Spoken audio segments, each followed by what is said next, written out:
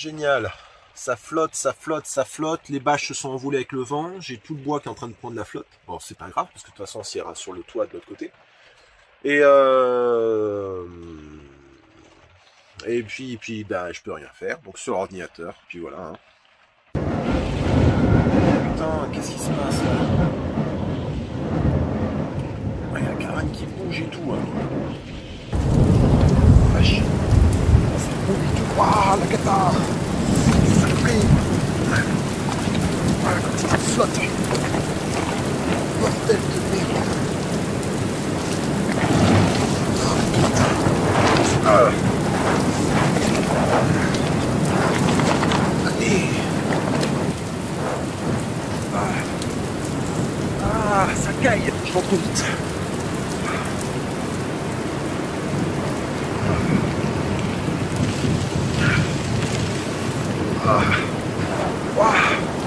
Ah, ça pèle. Oh, putain. Je vais tenter de mettre la deuxième planche par-dessus. Ce que je vais faire, comme je suis tout seul, je vais m'aider de la première planche pour la glisser dessus. J'étais censé la mettre dessous, mais en fait je me rends compte que dessous je serais emmerdé pour la tenir debout. J'ai essayé avec un été une main, mais je n'y arrive pas. Donc avant de trouver la solution pour en dessous, je vais déjà m'occuper de celle de dessus. En fait, je pense que ce que j'aurais dû faire, ça aurait été de commencer avec un tout petit bout, un plus grand sur le côté, et puis monter au fur et à mesure dessus. Là, j'ai décidé de mettre une grande complète, ce qui fait qu'en fait, je suis emmerdé pour le dessous. J'aurais dû commencer vraiment en bas. Bon, c'est pas grave. Là, je vais essayer la deuxième par-dessus et voir comment ça se comporte. Sachant que, comme à droite, ça touche quasiment, ça dépasse un petit peu, il faudra que je recoupe. Le triangle s'écarte, donc en fait, le bois qui sera dessus, il faudra l'avancer. Donc si on l'avance, j'aimerais que l'extrémité ne soit pas en plein milieu de deux triangles. J'aimerais qu'elle soit pile dessus. Donc ce que je fais, c'est que quand j'ai coupé à 45 degrés, la planche, je la retourne dans le sens inverse et je vais la glisser. Et je vais voir si avec un serre-joint, je peux la tenir.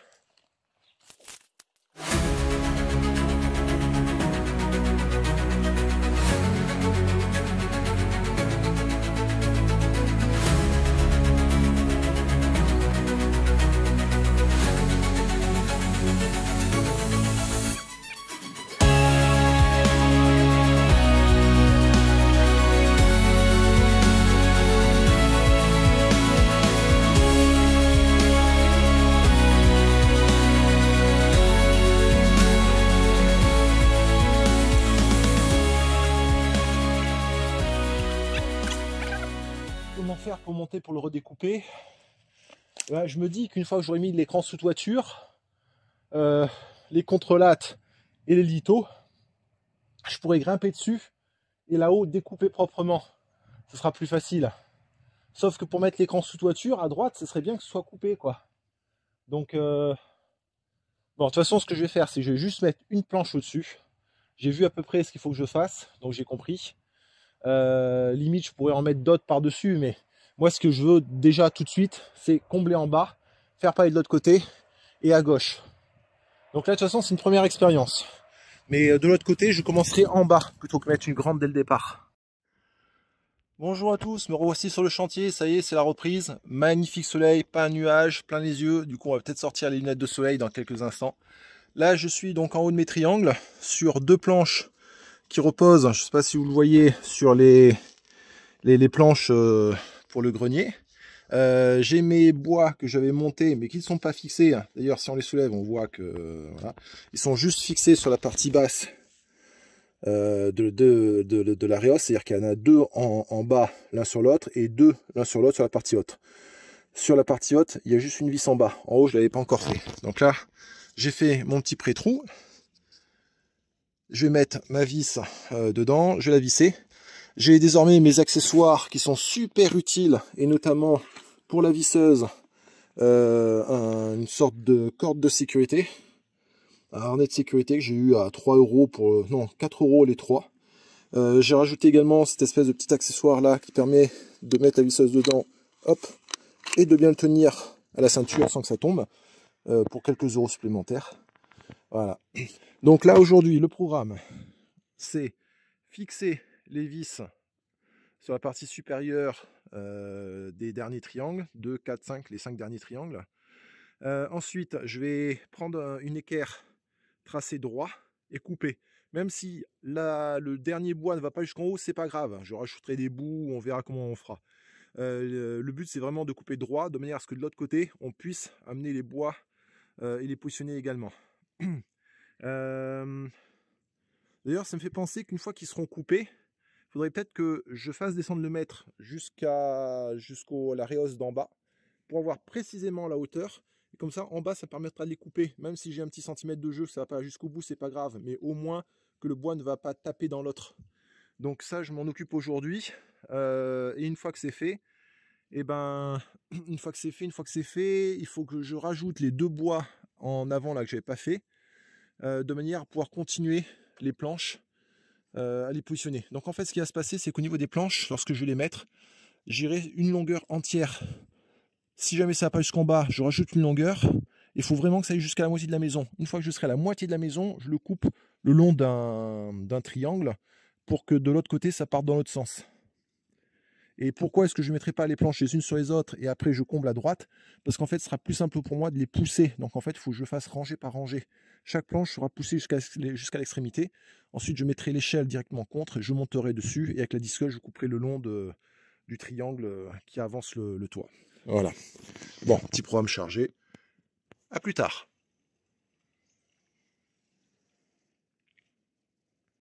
Je me prépare à fixer l'avancée du toit. Donc ce que j'ai fait un pré-trou ici pour pouvoir mettre une grande vis de 200. J'ai fait un autre trou ici et ensuite je vais commencer à mettre une vis. Ensuite je vais le tenir avec la main tout en le vissant. Et j'espère réussir parce que là je suis un petit peu mal placé. Je peux pas aller de l'autre côté sinon la planche elle tombe parce qu'il n'y a pas de support. Donc il va falloir que je tienne la planche, le grand madrier que vous voyez ici là, en l'air, le temps de visser et que ça le fixe. Et après je ferai pareil de l'autre côté quand j'aurai mis les 2 autres morceaux de surélévation. L'objectif étant de fixer cette partie-là.